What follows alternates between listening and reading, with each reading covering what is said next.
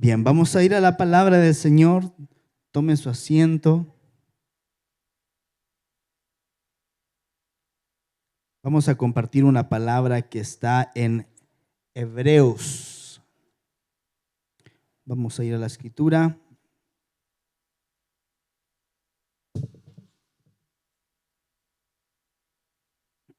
Y la palabra que quiero compartir con usted en esta mañana se llama la salvación eterna. La pastora Lilibet le manda sus saludos. Nosotros estábamos tomándonos unos días de descanso en Coquimbo, en La Serena. Y yo siempre me vengo a predicar. No me gusta dejar la iglesia sola. Así que me vengo a predicar el día domingo y mañana tengo reunión de pastores en la municipalidad de Cerrillos. Y mañana a la tarde yo me devuelvo para allá y vuelvo el sábado y voy a estar acá predicando el día domingo otra vez. Así que usted no se va a perder nada de palabra del Señor. Amén. Quiero pedirle algo muy especial. Quiero que por favor usted ponga en sus oraciones a la alcaldesa de Cerrillos, la señora Lorena Facuse. Quiero comentarle lo siguiente. Antes de que ella saliera elegida, cuando ella todavía estaba haciendo campaña, con mi esposa tuvimos la oportunidad de conocerla por un amigo nuestro que trabajaba en la municipalidad, Elmer Rivas, el hijo del pastor Luis Rivas, presidente del Consejo de Pastores de Cerrillos, y a través de él conocimos a Lorena.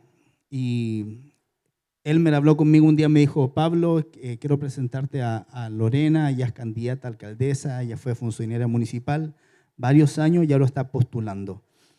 Mire, para serle bien sincero, yo nunca pensé que ella iba a salir. Porque habían aquí en Cerrillos dos figuras bien fuertes. Una era el alcalde que estaba en ejercicio, el alcalde Aguirre, y el otro era el señor Almendares. Entonces eran dos figuras muy fuertes políticamente hablando, con mucho peso político acá en la comuna. Entonces yo dije, no creo que tenga mucha posibilidad Lorena de salir. Pero sin embargo, ese día que ella fue a nuestra casa, tomamos 11 con ella, oramos por ella con mi esposa, el Señor la tocó, ella se quebrantó delante del Señor. Y ese día comenzó una amistad muy bonita, independiente de todo lo que vino después, en la campaña electoral y todo. Y finalmente ella salió elegida con una gran cantidad de votos, con una mayoría muy sorprendente. Yo creo que para los que vivimos acá en Cerrillo fue bastante sorprendente, ¿cierto? O sea, era algo que no se esperaba que ella saliera. Pero a contar del día que ella estuvo en nuestra casa, comenzamos una relación de amistad con ella. Y estamos hablando con ella periódicamente, nos llamamos por teléfono, almorzamos juntos, siempre la pastora y yo con ella. Así que le quiero pedir que por favor la tenga en sus oraciones. Amén. Yo mañana tengo una reunión en la municipalidad y con el Consejo de Pastores. Esto es top secret lo que le voy a contar, ¿ya? Así que usted tiene que estar ahí calladito. Con el Consejo de Pastores estamos presentando un proyecto, y el proyecto consiste en que le pasen al Consejo de Pastores la ex discoteca Kingdom, que está ahí en Portal Oeste. No sé si ustedes la conocen, algunos de ustedes la han visto. Bueno, era una discoteca grande, tremenda, que clausuraron por todos los desórdenes que ocurrían ahí. Entonces, el administrador municipal le dijo al pastor Luis Rivas que habían grandes posibilidades de que ese lugar se lo pasaran al Consejo de Pastores. Y el pastor Luis Rivas habló conmigo, me dijo: Pastor Pablo, presentemos un proyecto, un buen proyecto. Hay altas posibilidades de que ocurra que nos pasen ese lugar. Y él me dice: pero yo quiero que ese lugar lo administre usted. Entonces lo recibe el Consejo de Pastores, pero lo administra usted, con su iglesia. Dice, yo quedé súper para adentro. Entonces quiero pedirle que usted pueda orar, ayudarme a orar por ese lugar. Amén. Yo creo que algo nuevo quiere hacer el Señor, y el Señor tiene cosas grandes, nuevas y sorprendentes para nuestra vida. Amén. Una de las cosas que declaró el pastor Fernando el otro día cuando estuvimos en la reunión de Año Nuevo allá en el templo principal fue que este iba a ser un año nuevo e inimaginable. Dios iba a hacer cosas inimaginables a favor de su pueblo. Así que creámosle al Señor por cosas grandes. Amén. Usted puede decir, pero nosotros somos una iglesia chiquitita todavía, tenemos poca gente, qué sé yo, pero no importa. Dios no depende de nosotros para hacer su obra. Amén. Dios depende de Él mismo. Pero Él lo único que requiere es gente que se ponga en la brecha para orar, para clamar, para interceder, para que su voluntad sea hecha en la tierra. Amén. Entonces, si pudiéramos adquirir e ir a ese lugar, tenemos un campo en el cual evangelizar muy, muy grande. Por ejemplo, acá son casi puras empresas las que hay acá, muy poca gente. Si usted se da cuenta, son la mayoría de empresas de aquí hasta Pedro Aguirre Cerda, son Camino Melipilla, la mayoría son empresas, pero ahí es gente a la cual nosotros podemos evangelizar y que van a estar alrededor de ese lugar. Así que le pido que me ayude a orar. Amén. ¿Me va a ayudar a orar usted? Sí, cuento con su oración, pero en serio le estoy hablando, ¿sí? No quiero que me diga, sí, pastor, yo voy a orar y después usted no ora nada. No, ore por ese lugar, pidámoselo al Señor y pidámosle un milagro. ¿Cómo sabemos que Dios está en el asunto? Cuando Él hace cosas que están fuera de nuestro alcance. Cuando es algo que está cerca nuestro, que nosotros lo podemos hacer, como que Dios no se mete mucho. Pero cuando hay algo que necesita una respuesta sobrenatural, entonces Dios se involucra. ¿Amén? Bien, vamos a ir a la palabra, la salvación eterna. Vamos a ir al versículo de Hebreos, capítulo 5, versos 7 al 9. Mire, hay algunos temas que a veces se dan por sabido en la iglesia, pero en la iglesia hay un constante fluir de gente que viene llegando, ¿verdad? De hermanos que son más nuevitos en la fe y que necesitan entender. Y el apóstol Pablo dice, no me preocupa estar repitiéndole las mismas cosas y para ustedes es más seguro, porque nosotros debemos estar plantados en la fe y en la palabra. Amén. Entonces quiero compartir esta palabra que está en Hebreos 5, del 7 al 9. Le vamos a pedir al Señor que Él nos hable en esta mañana. Amén. Padre Celestial, gracias. Gracias por tu presencia. Gracias que tú estás aquí. Gracias que cosas nuevas e inimaginables vienen sobre nuestra vida, Señor. Eso lo creemos con todo nuestro corazón.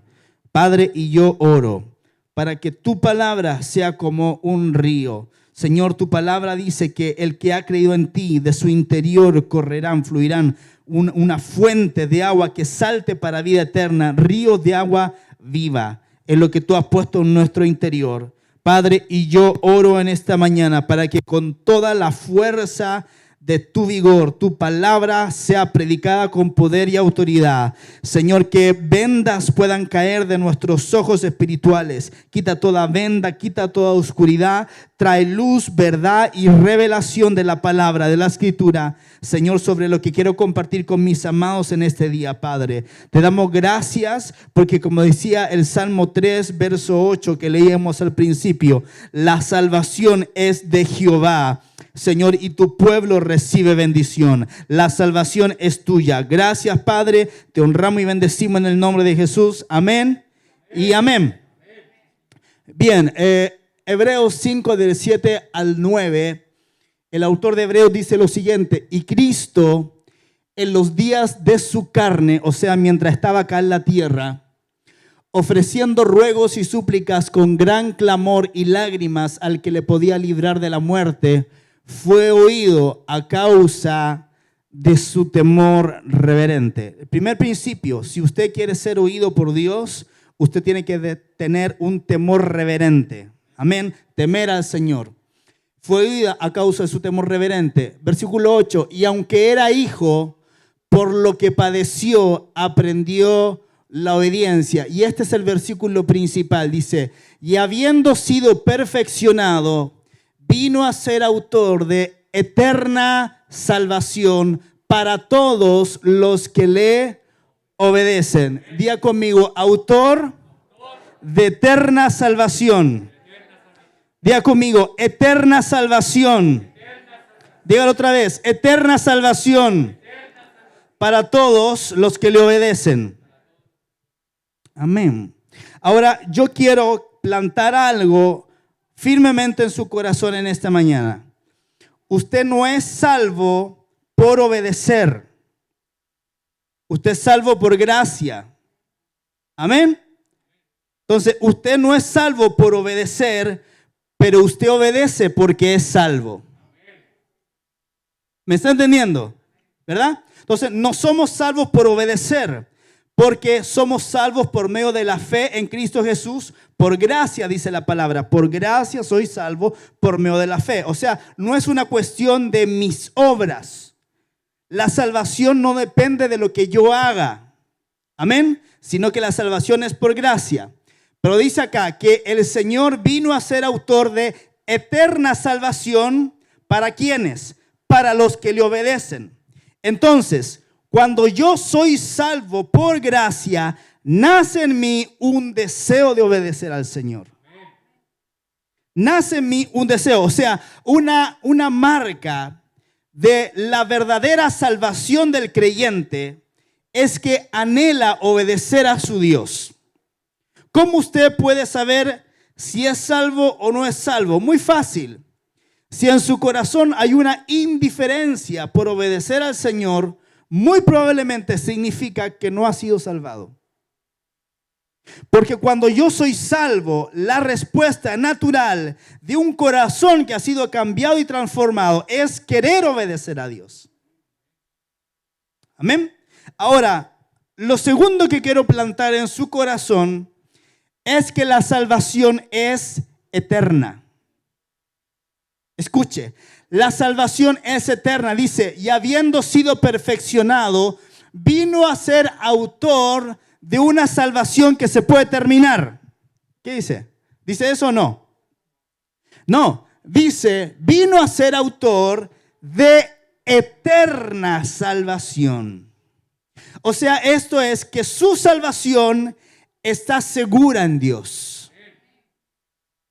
Su salvación está segura en Dios.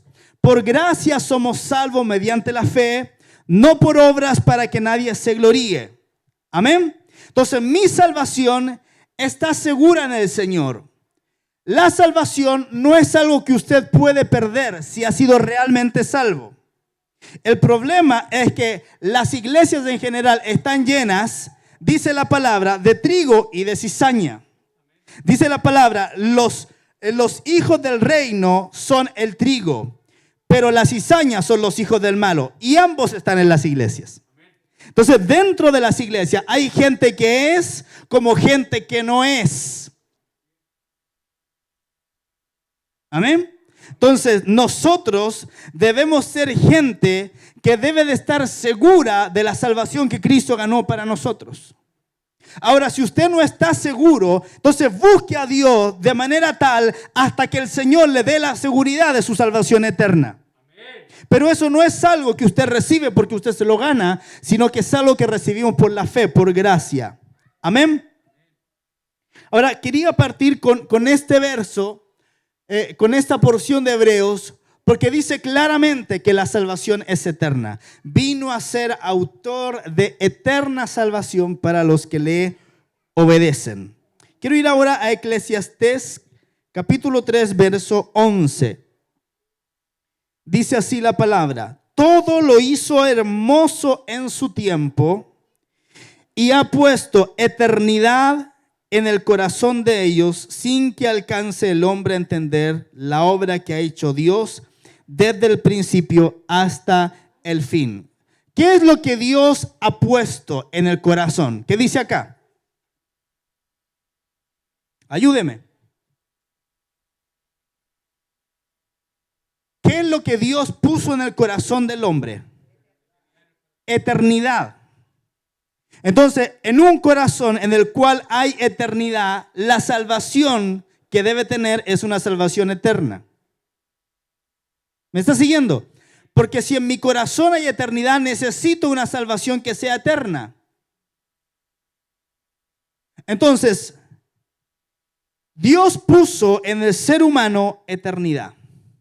Esa eternidad le hace consciente al hombre de una realidad superior, de una realidad diferente. Usted y yo estamos aquí en esta mañana porque creemos con todo el corazón que más allá de la muerte hay algo. ¿Verdad? Si no, usted estaría perdiendo el tiempo acá y yo estaría perdiendo el tiempo acá. Entonces, el mismo apóstol Pablo lo dice. O sea, si Cristo no resucitó, mi fe es vana.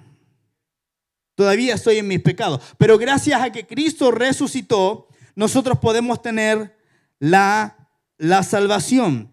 Entonces, el hecho de que haya eternidad en el corazón del hombre hace que el hombre tenga ciertas preguntas. Por ejemplo, ¿cómo yo puedo ser un hijo de Dios?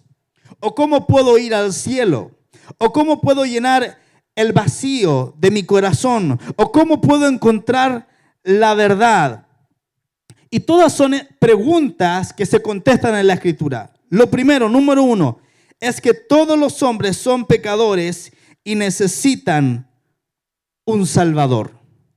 Todos los hombres y mujeres somos pecadores y necesitamos un Salvador. Romanos 3:23 dice, pues todos han pecado y están privados de la gloria de Dios. Todos nosotros hemos pecado en nuestra vida. Amén. Le cuento, la última vez que usted pecó, o fue hoy día en la mañana o fue ayer. Todos hemos pecado, ¿verdad?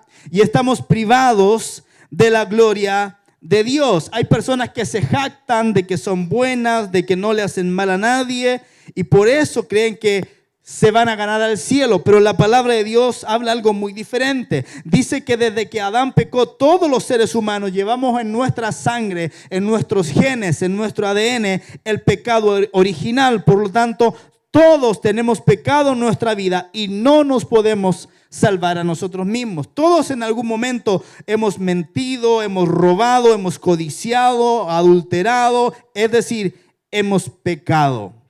El problema de la humanidad, la razón de toda la problemática humana es el pecado. Y Jesús vino a resolver el pecado. Ahora, Dios es un Dios bueno, misericordioso. Dios no quiere castigar al hombre, sino que Él ama al mundo. Y aunque Él es amor, su justicia obliga a Dios a condenar el pecado. Entonces, en Dios hay un problema. Está su santidad, está su amor y está su justicia. Entonces, su amor le dice, quiero amar a la humanidad. Pero su santidad le dice, pero están en pecado. Y su justicia dice, los tengo que condenar por el pecado que ellos tienen. ¿Me está entendiendo, verdad? Entonces Él dice, ¿cómo yo resuelvo este tema? ¿Cómo yo hago para amar a la humanidad sin tener que rechazarlos porque yo soy un Dios santo? ¿Cómo hago para que estén cerca de mí porque los amo sin tener que ellos recibir el peso de la justicia? Dice la palabra, porque la paga del pecado es muerte, pero la dádiva, el regalo de Dios es vida eterna. Entonces hay un dilema en Dios entre su justicia, su santidad y su amor. Y el modo de resolverlo fue enviando a Jesucristo, quien vino a este mundo, fue crucificado, murió y resucitó por nosotros. Amén. Juan 3, 16, 17 dice, porque tanto amó Dios al mundo que dio a su Hijo unigénito, para que todo el que cree en Él no se pierda, sino que tenga vida eterna. Dios no envió a su Hijo al mundo para condenar al mundo, sino para salvarlo por medio de Él. Entonces Dios amaba al mundo, y como Dios amaba al mundo, Él resolvió enviar de sí mismo a su Hijo unigénito, para que todo aquel que en Él cree no se pierda, sino que tenga vida eterna. O sea, Dios planificó en la eternidad, porque dice la palabra que Jesús es el Cordero que fue inmolado antes de la fundación del mundo. Dios planificó en la eternidad tu salvación y mi salvación. Dios sabía que tú y yo íbamos a nacer pecadores en esta tierra, y Él decidió de antemano resolver ese asunto. ¿Usted cree que a Dios lo pilló de improviso el pecado de la humanidad?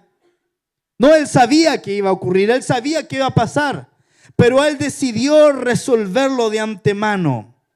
Entonces, lo primero a entender es que todos los hombres son pecadores y necesitan un Salvador. Diga conmigo, yo soy un pecador y necesito un Salvador. Número 2, el Salvador tiene un nombre, se llama Jesús de Nazaret. Amén. Hoy día se predican diferentes religiones, diferentes filosofías, diferentes cosas que se predican.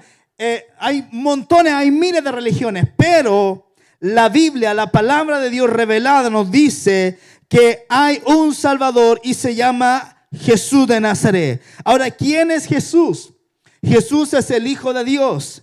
Él es 100% Dios y 100% hombre. Amén.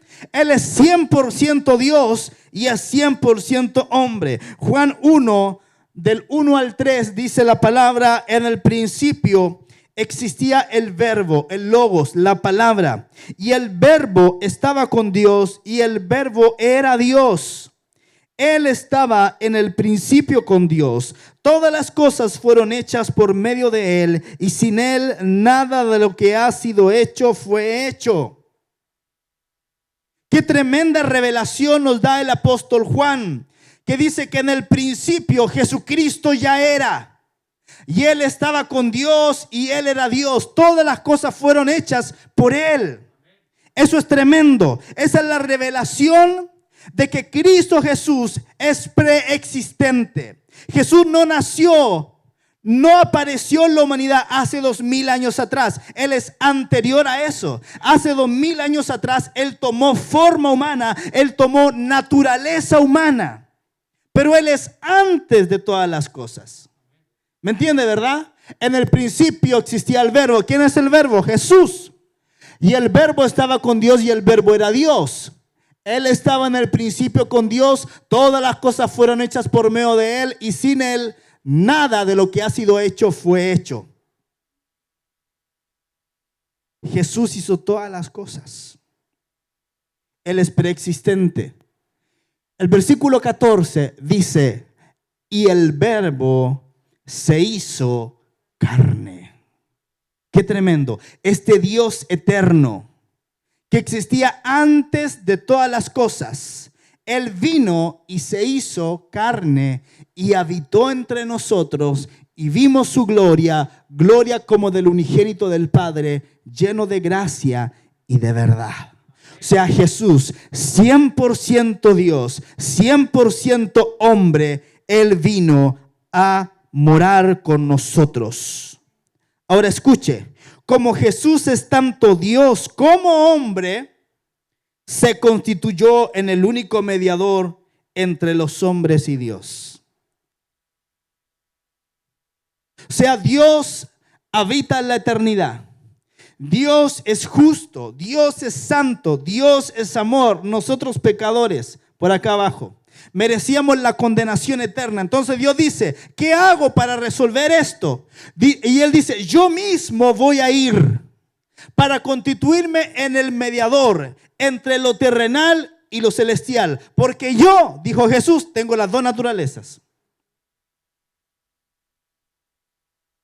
Entonces, ¿por qué, por ejemplo, la Virgen María, como dicen los hermanos católicos, no puede ser la corredentora? Bueno, porque ella no es ni 100% Dios, ella es 100% mujer nada más.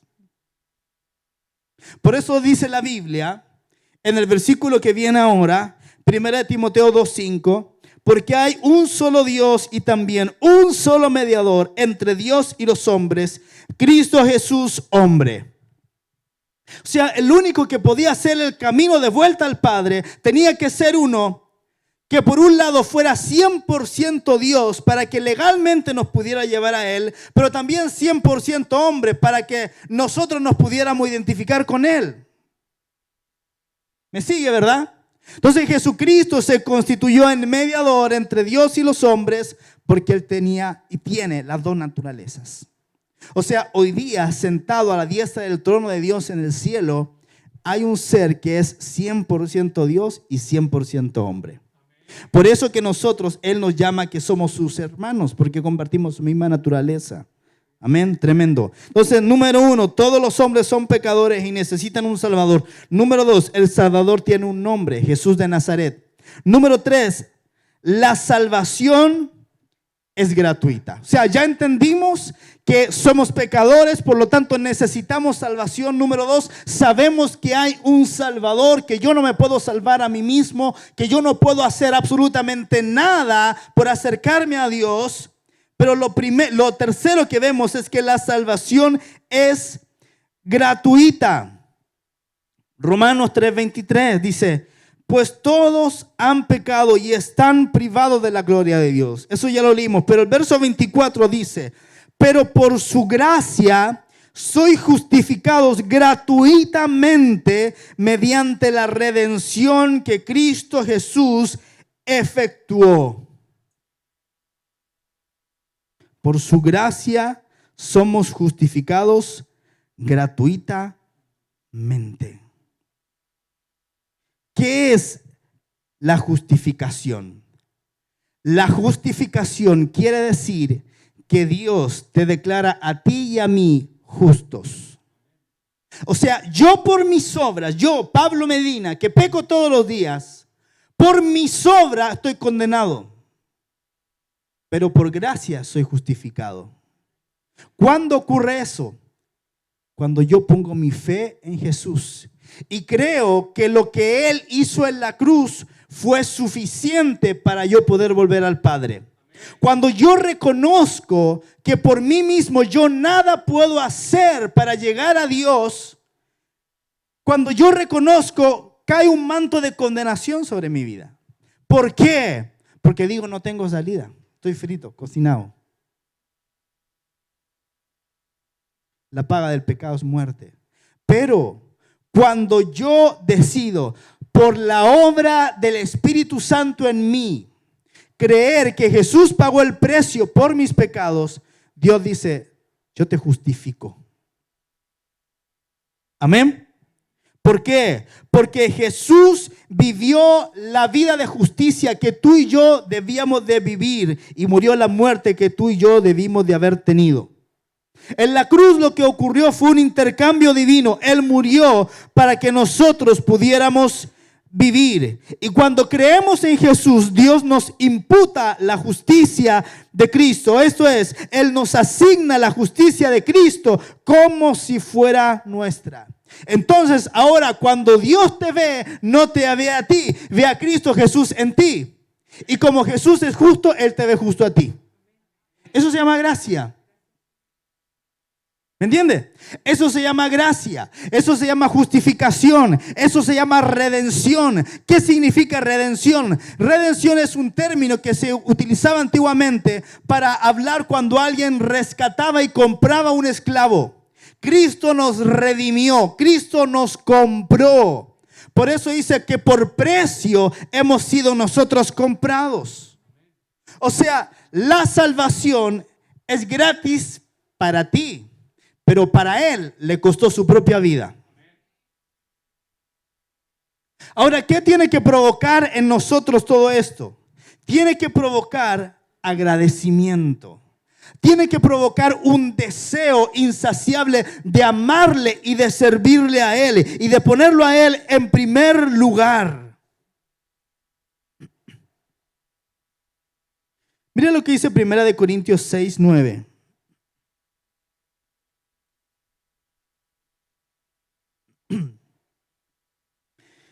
Dice, ¿o no sabéis que los injustos no heredarán el reino de Dios?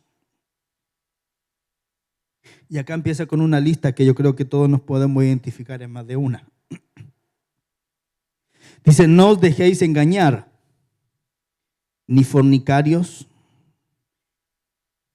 ni idólatras, ni adúlteros, ni afeminados, ni homosexuales, ni ladrones, ni codiciosos, ni borrachos, ni difamadores, ni estafadores heredarán el reino de Dios.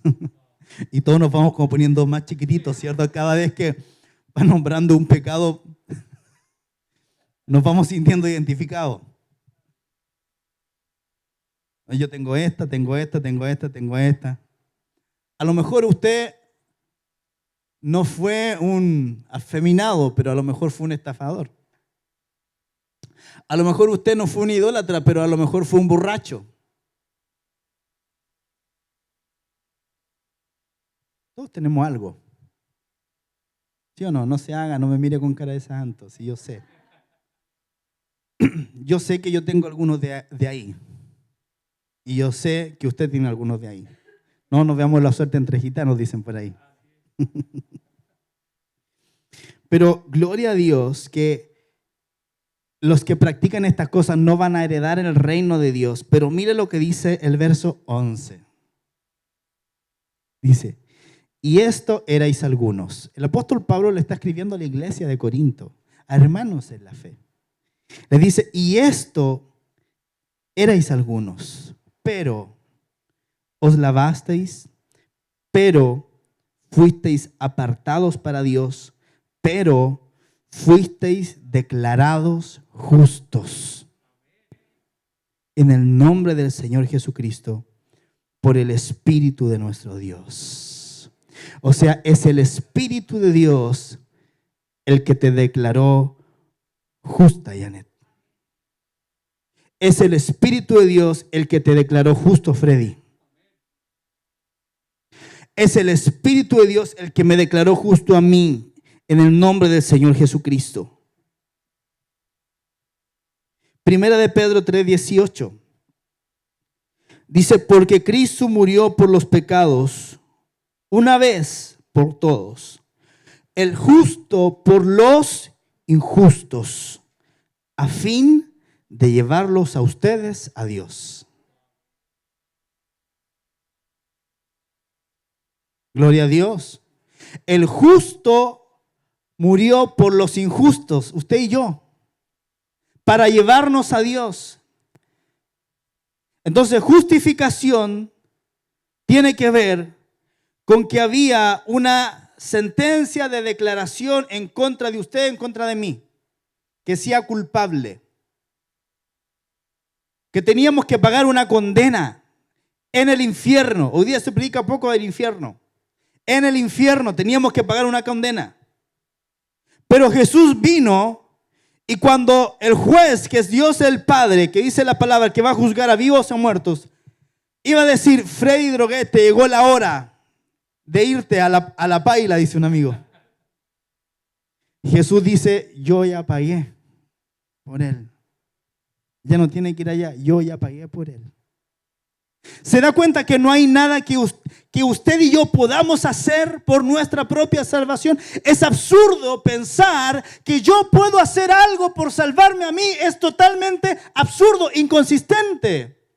Yo no puedo hacer nada porque todos los días yo peco y caigo delante de Dios.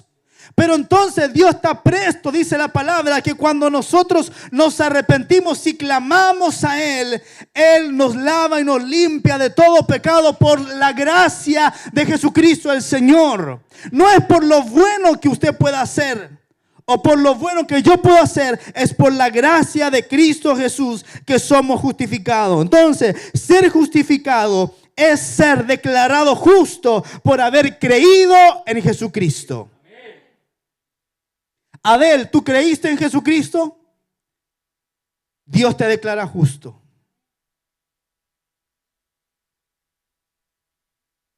Fabiola, ¿creíste en Jesucristo? Dios te declara justa. Entonces, el ser declarados justos no es algo que tiene que ver con lo que yo hago, es algo que tiene que ver con lo que Él hace. Ahora, eso no quiere decir, ni me da licencia a mí de que como Él me declara justo, yo camino una injusticia.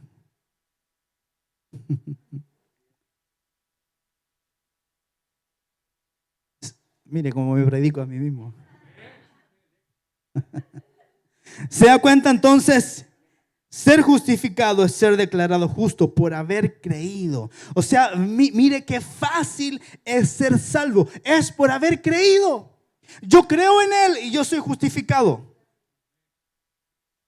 Romanos capítulo 5, verso 1 y 2 dice, así que ahora que Dios nos ha declarado justos por haber creído, ¿se da cuenta que somos justos por haber creído? Así que ahora que Dios nos ha declarado justos por haber creído, disfrutamos de la paz con Dios gracias a lo que Jesucristo nuestro Señor hizo por nosotros. Por medio de Él y confiando en su promesa, participamos de ese amor que no merecemos. y en el cual nos mantenemos firmes. Incluso nos sentimos orgullosos de la esperanza de gozar de la gloria de Dios. Entonces, amados, en otras palabras, como hemos sido justificados en Cristo, ahora podemos gozar de una relación con Dios que va más allá de la muerte. Por lo tanto, la salvación es un regalo gratuito que Cristo Jesús obtuvo para nosotros. Romanos 6:23, porque si bien la paga del pecado es muerte, el regalo que nos da Dios es vida eterna a través de Jesucristo nuestro Señor. Gloria a Dios por la vida eterna que Él nos ha regalado. Amén. Entonces nosotros nunca podríamos haber pagado el precio para poder entrar al cielo y tener vida eterna, porque era demasiado costoso. Pero como nosotros no podíamos pagar el precio, Cristo lo pagó en nuestro lugar. Fue por esa razón que Cristo murió, porque la paga por nuestros pecados era la muerte. Como la paga de nuestros pecados era la muerte, Cristo murió. Porque si no, tú y yo tendríamos que haber muerto. Y no se refiere a una muerte física, se refiere a una muerte espiritual eterna. Eterna separación con Dios. Pero ahora ya no tenemos que morir eternamente. Jesús murió en nuestro lugar. Amén.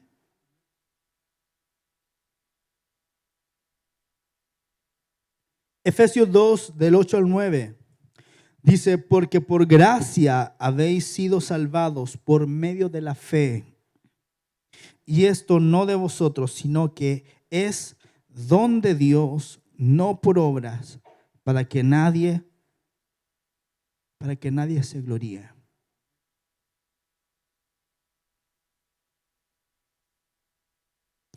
Ahora, cuando hablamos de que es por medio de la fe, no es algo que usted pueda decir, no, si yo creo en Dios. No es así. Usted y yo tenemos que creer con todo el corazón. No es una fe de la mente, es una fe de adentro, del corazón. Romanos 10, del 8 al 11, dice, mas ¿qué dice? Cerca de ti está la palabra en tu boca y en tu corazón. Es decir, la palabra de fe que predicamos. 2 puntos. Esta es la palabra que predicamos. Que si confiesas con tu boca a Jesús por Señor y crees, ¿dónde? ¿Dónde tenemos que creer? En el corazón.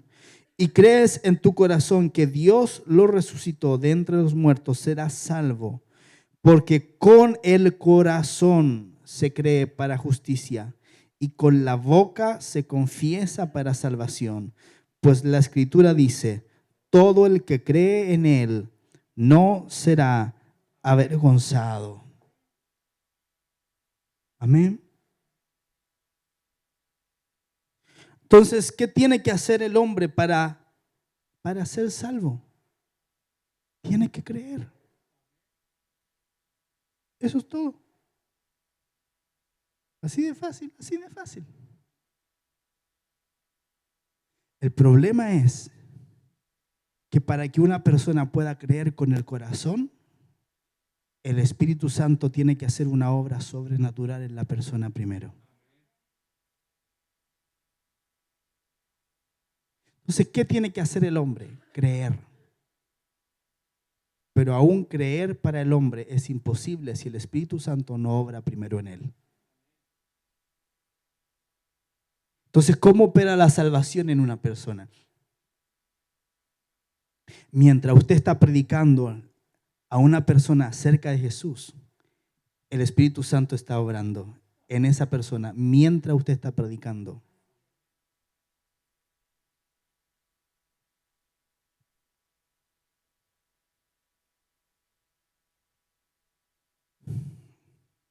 Hay un versículo que no está en esta palabra, pero lo voy a buscar.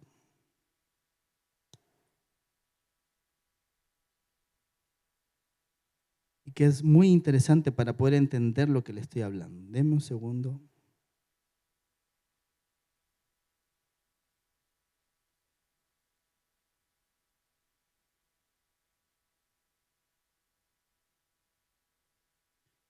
Entonces, esto nos tiene que llevar a meditar y a pensar de que no depende de nosotros la salvación de nadie, sino que solamente del Señor. Pero el Señor ha escogido salvar a los pecadores a través de la locura de la predicación. Vamos a ir a Hechos, capítulo 16. Búsquelo, eso está en su Biblia, no está acá.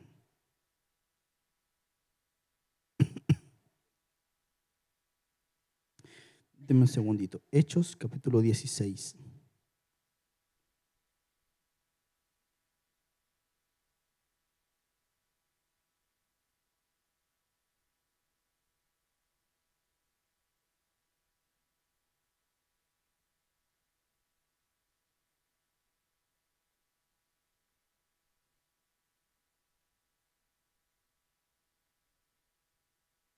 Hechos 16,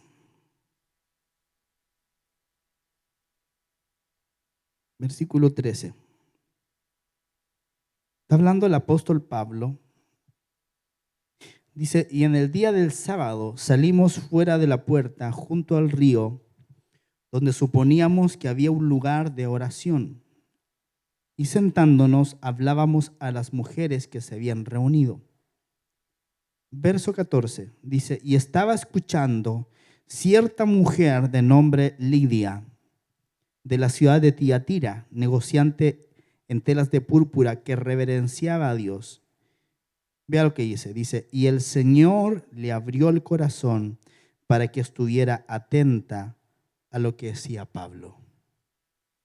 O sea, si el Señor no abre el corazón de la gente, nada podemos hacer. El Señor le abrió el corazón a Lidia. ¿Se da cuenta que hay una obra sobrenatural del Espíritu Santo en la persona? ¿Se ha dado cuenta que a lo mejor a usted muchas personas le hablaron del Señor? Y usted decía, sí, puede ser, ¿no? Pero hubo un momento, hubo un día en que algo sí ocurrió. Fue el día que el Señor a usted le abrió el corazón para que pudiera creer el mensaje. Entonces hay dos cosas. Una, la predicación. Segunda, la obra del Espíritu Santo. O debiéramos decir primero, la obra del Espíritu Santo y la predicación de la palabra. Entonces, amado, cada vez que usted quiera predicarle del Señor a una persona, lo primero que usted tiene que orar es decir, Señor, ábrele el corazón para que esté atento a lo que yo le voy a hablar y crea lo que yo voy a predicar. Y el Señor lo va a hacer. Y el Señor lo va a hacer. Amén. Entonces, ¿qué tiene que hacer el hombre, la mujer, para poder ser salvo? Lo dijimos. Solamente tiene que creer. Pero ¿cómo cree? Cuando el Espíritu Santo hace una obra en la persona. Tiene que creer con el corazón. Amén. Entonces, ¿qué debe hacer un hombre para ser salvo? Debe creer que Jesucristo es el Hijo de Dios, arrepintiéndose de sus pecados, confesándole como su único Salvador. Y luego debe vivir de una manera que testifique que su arrepentimiento ha sido genuino.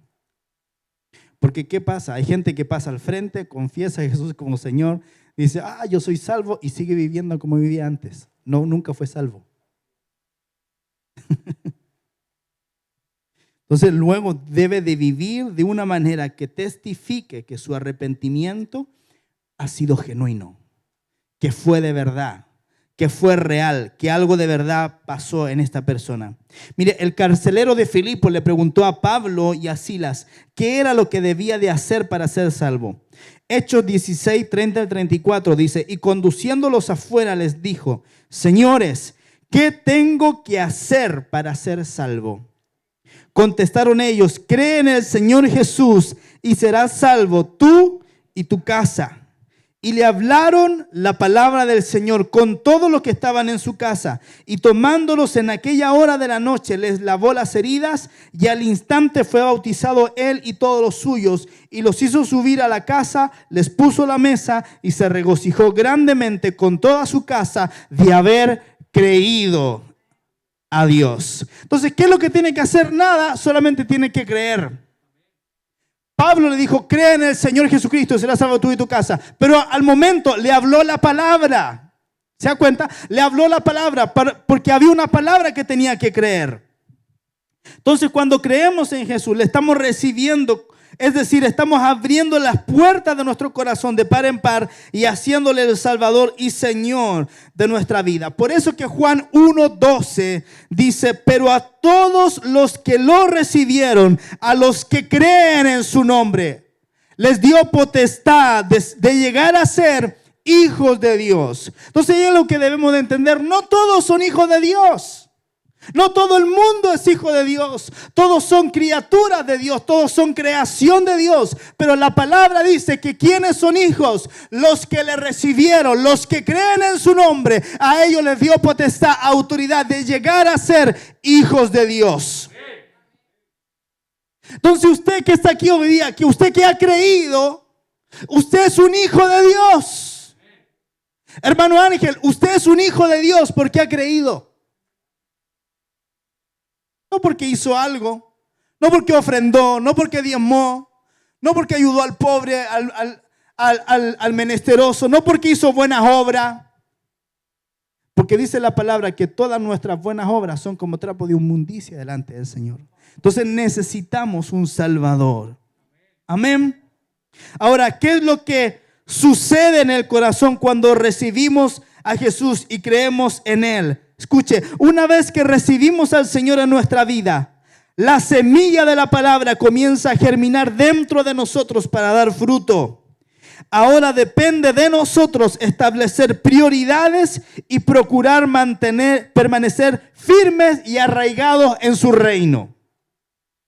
Entonces, Él ya le dio la salvación a usted. Ahora, ¿qué usted va a hacer con su salvación? ¿La va a cuidar? ¿La va a proteger? ¿La va a trabajar? ¿Va a servir al Señor? ¿Va a amar al Señor? ¿Va a adorar a Dios? ¿Va a asistir a la iglesia? ¿Va a amar a sus pastores? ¿Va a respetar a sus líderes? ¿Qué es lo que usted va a hacer con su salvación? Porque dependiendo de lo que usted haga con su salvación, eso va a testificar si usted realmente fue salvo o no. Amén. Entonces, después de conocer a Jesús y experimentar la salvación, ocurren cambios profundos en nuestro interior. Lo primero que sucede es, número uno, se produce un nuevo nacimiento. Lo primero que toma lugar en nuestro corazón es un nuevo nacimiento. Eso no significa que nos vamos a introducir otra vez en nuestra mamá y vamos a volver a nacer, sino que Dios lo que hace es un nuevo comienzo en nuestro corazón. Él cambia nuestro corazón de piedra por un corazón de carne, pues Él es el único que tiene ese poder. Él nos hace a nosotros nacer de nuevo. Juan 3, del 3 al 7 dice, Jesús le respondió, te digo la verdad. A menos que nazcas de nuevo, no puedes ver el reino de Dios. ¿Qué quiere decir?, exclamó Nicodemo. ¿Cómo puede un hombre mayor volver al vientre de su madre y nacer de nuevo? Jesús le contestó, te digo la verdad, nadie puede entrar en el reino de Dios si no nace de agua y del Espíritu. El ser humano solo puede reproducir la vida humana, pero la vida espiritual nace del Espíritu Santo. Así que no te sorprendas cuando digo, tienen que nacer de nuevo. ¿Se da cuenta que es la obra que el Espíritu Santo hace en el corazón? Porque yo no puedo provocar que yo nacer de nuevo. Tengo que nacer del Espíritu. Entonces hay algo que se da, hay una dinámica que se da que es simultánea. O sea, el Espíritu Santo obra en mi corazón, me está haciendo nacer de nuevo. A la vez Él está provocando arrepentimiento de mis pecados y a la vez Él está produciendo en mí la fe para poder creer que Cristo Jesús pagó por mí. Todas esas cosas suceden en un instante en el que nosotros nacemos de nuevo. Ahora, cuando nacemos de nuevo, ¿significa esto que después de recibir a Jesús como Señor y Salvador se es perfecto o que ya no vamos a cometer errores? La respuesta es un rotundo no. Todavía hay muchas áreas en nuestra vida con las cuales tenemos que lidiar, por lo que debemos seguir creciendo en el conocimiento de Dios y Él hará una transformación sobrenatural en nuestra vida. O sea, el nuevo nacimiento es el comienzo, es el principio de una nueva vida.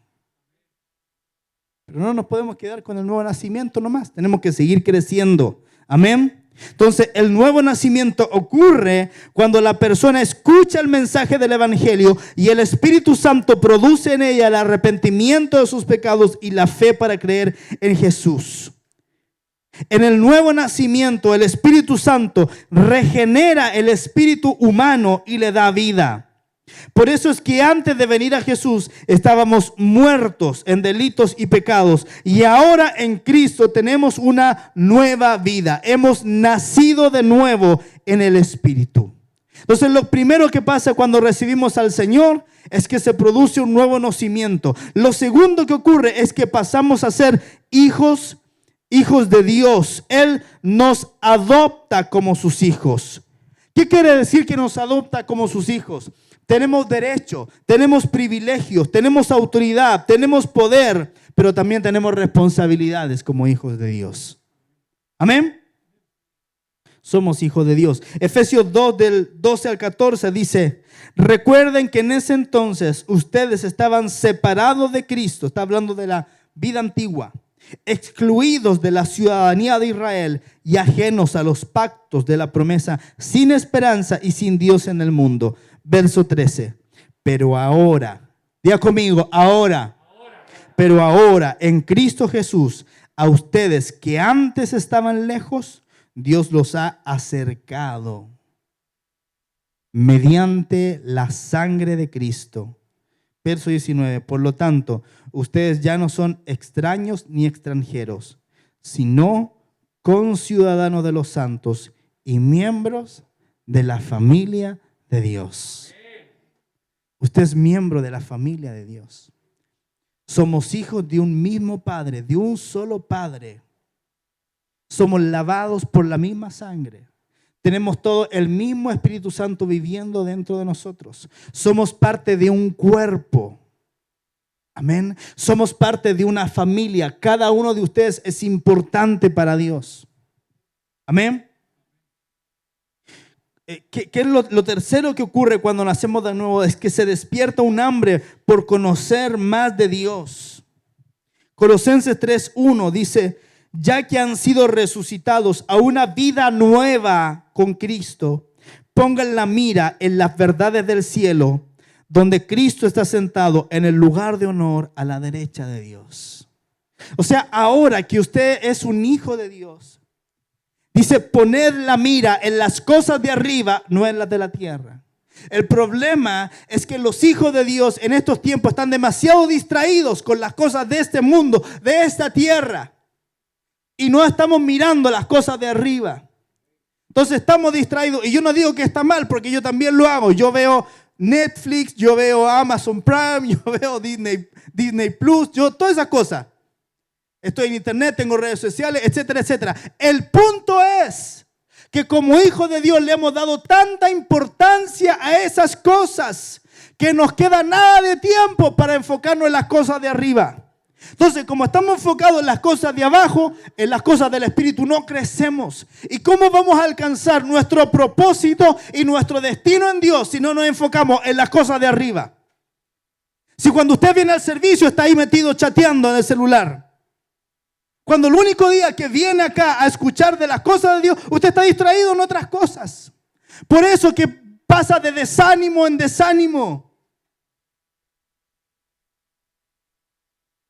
Por eso que en vez de vivir una vida nueva y una vida fresca en Dios, usted pasa metido en la depresión. Eso no puede ser. Tenemos que enfocarnos en las cosas de arriba. Mientras más usted se enfoque en las cosas de arriba, usted más va a crecer espiritualmente en el Señor. Usted más pleno va a ser, más feliz va a ser. Pero usted tiene que tomar una decisión. Enfocarse en las cosas de arriba y no en las de la tierra. Ahora, ¿qué sucede en nuestra vida cuando nos enfocamos en las cosas de arriba? Dice la palabra, más buscad primeramente el reino de Dios y su justicia, y todo lo demás vendrá por añadidura. Entonces, le falta salud, vendrá por añadidura. Le falta finanzas, le vendrán por añadidura. Le falta un matrimonio feliz, le vendrá por añadidura. Pero usted primero, el reino de Dios y su justicia. Se da cuenta como todo es una cuestión de cambiar el enfoque, de decidir en qué voy a poner mi atención, de decidir a qué yo me voy a dedicar, de decidir a qué yo le voy a prestar la prioridad de mi tiempo. La importancia de orar, de buscar a Dios, de leer la palabra. Entonces, hoy día las iglesias están llenas de gente muy efusiva, pero que no conoce a Dios. Está llena de gente, de personas de gloria a Dios y aleluya, pero que no tiene un fundamento firme sobre el cual estar sostenido en el momento de la prueba. Porque sabe que la prueba es lo que determina el nivel de fundamento que yo tengo. Si viene la prueba y yo me derrumbo, quiere decir que mi fundamento nunca estuvo firme. Edifiqué sobre las emociones, edifiqué sobre la arena, edifiqué sobre lo que no tenía que edificar. Y cuando vino la prueba, me derrumbé. Todo se derrumbó.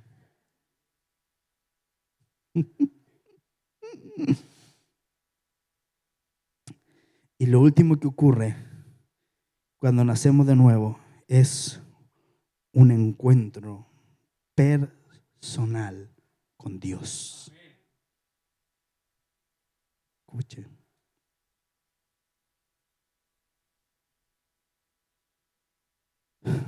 Mi mayor crecimiento espiritual ha ocurrido cuando he tenido encuentros personales con Dios. El mayor crecimiento que usted va a tener no es aquí en la iglesia.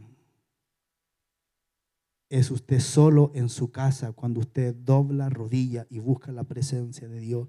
Ahí es cuando ocurre la transformación genuina del corazón. Aquí en la iglesia usted puede recibir una palabra, usted puede ser desafiado, usted puede ser alentado, alguien puede orar por usted, el pastor le puede imponer mano, pero lo que va a ocurrir y que va a generar cambio permanente en su vida va a ser su vida de integridad y comunión con Dios. No lo que yo le diga, le declare, le predique. Solamente acá en la iglesia, cuando nos reunimos el día domingo, es para estar juntos, recibir una enseñanza, adorar al Señor en comunidad. Pero mi vida espiritual no puede transcurrir de un domingo saltándose al otro domingo. No sé si usted me entendió. Si su vida espiritual es de día domingo de 11 de la mañana a 1 de la tarde y de ahí salta hasta el próximo domingo de 11 de la mañana hasta 1 de la tarde, o bien usted no vino y se perdió durante 2 semanas y esas 2 semanas estuvo sin elementos y saltó al otro domingo, usted va a estar a los tumbos con Dios. Nunca va a crecer, nunca se va a desarrollar. Dios no le va a revelar cuál es su ministerio. Va a ser una persona inmadura espiritualmente hablando. Va a andar de tanto en tanto. El diablo va a entender y conocer cuál es su debilidad y lo va a atacar en esa área constantemente.